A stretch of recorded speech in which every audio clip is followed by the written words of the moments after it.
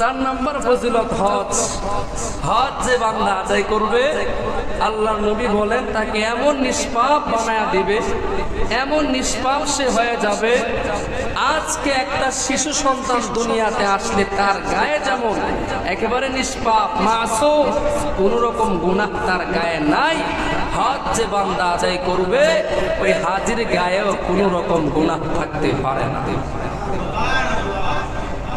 সহিহ বুখারী হাদিস নাম্বার 1521 قال رسول الله صلى الله عليه وسلم من حج لله فلم يرفث ولم يفسق।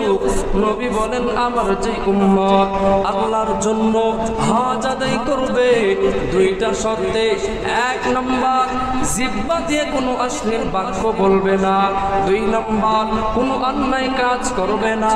এই দুইটা শর্ত মেনে যেই বান্দা হজ আদায় করবে, নবী বলেন কায়াউমিন ওয়ালাদাতহু উম্মুহু, ওই উম্মতকে আল্লাহ তাআলা নিষ্পাপ মাসুম বাচ্চার মতো দেশে ফিরে আনিবে।